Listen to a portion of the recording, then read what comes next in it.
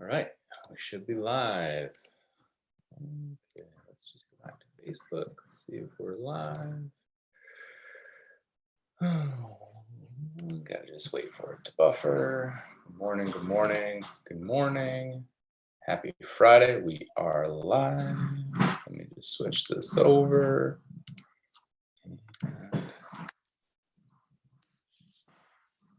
See if chat's working so I can see, and it is. All right. Kind of doing a little bit of housekeeping right quick.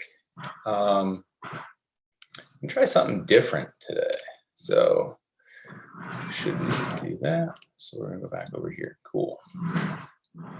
So this should work. Good morning, Matt. Nice, chat is working well. So happy Friday. Beautiful spring weather. We cannot complain, not one bit. Yeah, I mean, it's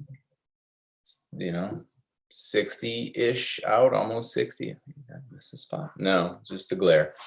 You did a good job shaving your head when you get a glare from a room where there's no overhead lights. So that's, 22 years of head shaving seriousness right there. Not Starbucks coffee. I am excited to announce that we don't have any sponsors for this, but a friend of a friend is going to be, I'm getting a new style of coffee. And since this is morning brew, I thought I would share that with you guys. So once I get it, I'm going to do, because I do a nitro from the guys over at Growler Works. I've got a nitro, my own nitro press system. Going to be doing a nitro brew with that, as well as a hot coffee. It's a fire roasted bean. So pretty excited about that.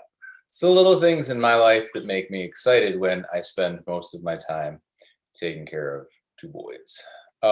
And just before we get started on today, which is perspective, literally yesterday, my two little wild animals, we were outside. Josh and I finished our conversation on here at 8:45. We were outside by 9, and they literally were just out. Whether we were, the only time that they were not outside is I made them eat lunch inside, mainly so that I could pay attention to what they were doing, as well as when they were in the car going to and from Clark's reservation. That was it. I start off with vodka and greens. Okay. I mean, whatever gets you through the morning, but it's kind of also your night, so that doesn't really count. So yeah, yesterday was crazy, and then this morning, all right, we are working on all cylinders. Twitch is up and running too. This morning, Jerry is still asleep. That's why I was like, we'll kind of see how today goes, because Parker's out there by himself playing in the living room, which is directly behind those doors. It was 6:30. Parker's like, can we go outside now? And I'm like, Jesus, man, like it's raining out and your brother's asleep. I got to take a shower. Like, just settle down. We'll be outside all day today. You guys have raincoats and rain boots. I have no intention of keeping you inside. It's warm out. So, all right. You guys are, like always, a science experiment for me with technology. Number one might have just woke up, but he'll be fine. So I came across this last night. Today I was going to talk a little bit following up about the conversation with Josh, and I would just say flat out, it's so crazy from my perspective, thinking back to all of the stuff that we did as kids, Josh and I, being fully able-bodied. I mean, I was legit in shock when I went to the hospital to see him. And I actually remember the first thing I said to him, my cousin Steve and Donnie were there, and then I was on the other side of the bed, and I was like, how are you doing? Because, I mean, what else do you say to a 21-year-old that you spent your whole life playing physical contact with, And then all of a sudden, like you walk into the hospital and they're like, yeah, he's never gonna walk again. I mean, I remember that whole series of events. I used to spend the night at the hospital with him. I'd spend the night at his house with him. Like it was single-handedly the one thing. Josh and I were always close, but that brought us 150% closer. And, to this day, we still, we're still very close, and he's just such an inspiration. And that's really why I wanted to have him on, because, he's, for someone who was dealt what a lot of people would say was a difficult hand. I mean, it's no bullshit. Like he is, he does so much stuff for the district of Fabius, for the school, for the sporting, as far, that they just never even see, that you can't put a title on. So it's an incredible story. But today I came across this last night, and this is something from Historic, at Historic on Instagram. Some of you might have seen it. Look at that. See, someone's out running this morning. My neighbor's out neighbor like a mile and a half away is out for a run. So I'm going to try this. We're going to see if it works. Good morning, Tracy. We're going to see if it works. And I'm hoping that you guys are able to see what I'm bringing up on here. So you'll kind of have to give me some feedback in the chat. Can you see my screen? Just type in there a thumbs up or something. I should be sharing this with you guys. You should be able to see a picture of a bunch of skinny little dudes with pot bellies, emaciated little men. Anyone want to share that? Yes, thank you, Tracy. All right, so this was posted on Historic. I didn't want to miss any of this, but I want you guys to all go and find, it's 1, 2, 3, 4 pictures down in their feed at Historic on the Instagram. If you don't have it, well, Matt, when you're driving a truck while having your cell phone open, it should be small. You need a bigger phone. So I'm still going to read it to you because I want Matt to understand it as well. It's a little long, but it is absolutely mind-blowing.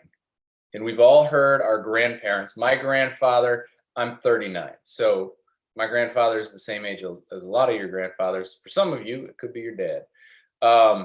And for my mom's half of the family that tunes in, you've all heard Grandpa Record say this, is, he walked to school, uphill both ways in a snowstorm, even in June. And so here we go.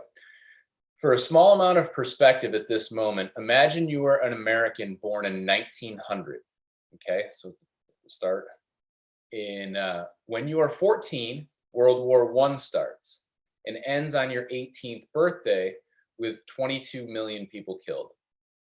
Now, before I go further, you also have to think of how many people are in the world at this point as we put, and I don't know.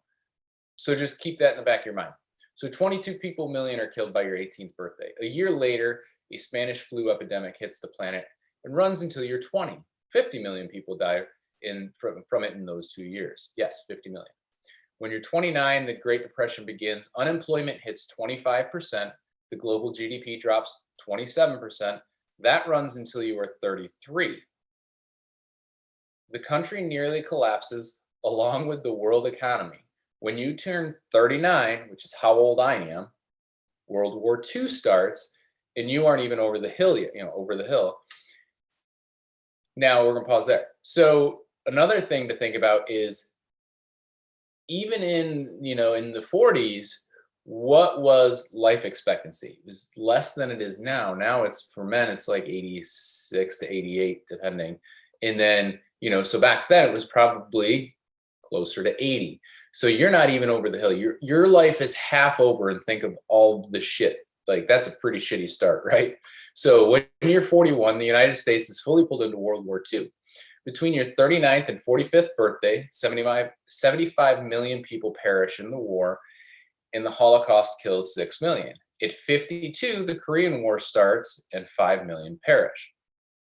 At 64, the Vietnam War begins, and it doesn't end for many years. 4 million people die in that conflict. Approaching your 62nd birthday, you have the Cuban Missile Crisis. Welcome to retirement. A tipping point in the Cold War. Life on our planet as we know it could well have ended. Great leaders prevented that from happening. As you turn 75, the Vietnam War finally ends. Think of everyone on the planet born in 1900. How do you survive all of that? A kid in 1985 didn't think their 85-year-old grandparent understood how hard school was, yet those grandparents, now great-great-grandparents, survived everything listed above. Perspective is an amazing art. So when I saw that, I immediately was like, I turned around and I read it to Beth, and I was like, holy, that's insane. Because again, like we get so caught up in what we are, like our life in us, and we're in this little itty bitty bubble. I'm gonna stop the screen share. We get so caught up in that little bubble of our life that you don't even think about that context. Now, I started thinking about it and I was like, all right, so I'm 39. So 1980, I was born. The first war I remember sitting at my parents' house watching TV, watching Dan Rather talk about, it was like watching the 4th of July with, bullets and everything flying and bombs going off with Desert Storm. And then I do remember we had a baseball strike. We had some stock market issues, but nothing to the magnitude of what was just presented. We did lose a lot of life with Desert Storm, and we've had, until we hit like the 2000s, and then when we had the World Trade Center, and then we lose those lives, and then we go into what seems like the never-ending war with Iraq and the Taliban and Afghanistan and the whole conflict in the Middle East but we hear about it so much because the news media presence is so different now than it was then, that it doesn't in a lot of ways carry that same weight. Good morning, Mother. In the sense that, we're just inundated with it. It's become just kind of like, well, we're still in it. I think we're still in Afghanistan now. Good morning, Sue. I don't even really know what the current state is over there. And I think that's kind of how it's become, unfortunately. But this was more about that perspective of like, if you think about it, in the first 40 years of your life, like how much they went through, and we're worried about 6 weeks or 60 days or 70 days of quarantine, and things like that. So really, is it that hard that we're stuck not being able to go to the mall, or that we've got to wear this mask in public? Like, really, is that what's most important right now? Is that really what you want to spend your energy and time bitching about? Is that you have to wear a mask when you want to go to Home Depot, or that you have to do some of these small little things because the man's trying to control you? Or should you step back and look and say, you know what, man, I'm lucky to be alive in a time like this, because if I was alive back then, A, your ass is probably going to war, and B, it's probably not coming home. So that when I saw that, I was just thinking about it, and I was like, you know what, this is a pretty big deal. Like it's a lot more than just a picture and then some words. Is if you sit back and you look at it and you just say like, wow, that really puts things into perspective, that I consider myself to have an awesome life. Like, I wouldn't trade any of this for the world. Would I love it if I could have been working for the last 60 days? Sure, I would, because, financially it does take a hit. But at the same time, like I said, yesterday I was outside from 9 a.m. till almost 8 p.m. with the boys doing things that, if it was a normal, what was yesterday? Thursday. If it was a normal Thursday, I would have been at work in the au pair. If it was Sandra, would have had the boys outside all day. If it was Sophie, probably would have been sitting inside on her phone. So, it's just, that's the world that I'm so fortunate that I have this opportunity. And I think a lot of times we feel that we're burdened, and it's not a burden, it's an opportunity. And it's the same thing that I constantly say over and over again. We can have negative thoughts. I have negative thoughts. We all have them, but it's the action. And a friend of mine, and shoot, I don't remember exactly what he was saying with it, was had said yesterday that, it's not, I don't want to kill it. It's about how you water those thoughts. The actions is watering those thoughts into action. So it's like, if it's a plant, if it's a weed and you water a weed, it's going to grow. If it's a negative thought and you water it, it's going to grow. But if it's a beautiful shrub and you water it, you want that to grow. So you have to pick and choose what you water and what you work on and how you want to develop. And again, I think that from a perspective point of view, this shows us, like, you know what? You've got it pretty damn good. You've got it a lot better than your great grandfather had it, or your great grandmother. Imagine, if you will, because back then in the early 1900s, it's not like women were able to go off to war. So here you go. You've got, your 18-year-old boyfriend gets shipped off to war, and then when he's 30, he gets shipped off again. What are the odds that he's coming home? So it's all about perspective. And that's really all today was about. I'm trying to coordinate, because the response with Josh was so great. I've got a couple other of really good friends of mine, sort of from Philadelphia. One lives I think he was still living down in Georgia. But he, I met him when we were all in Philly. And then the other one still lives out in that Philadelphia. Good morning. We got some Twitch people. Sure, you can eat it. All right, we just got bombarded with some spam from Twitch. It says, hi, morning. Can you eat a tuna sandwich from Subway? What is this? So anyway, gonna try to get them on. They both have amazing stories as well. They're both cyclists. One of them was a professional cyclist.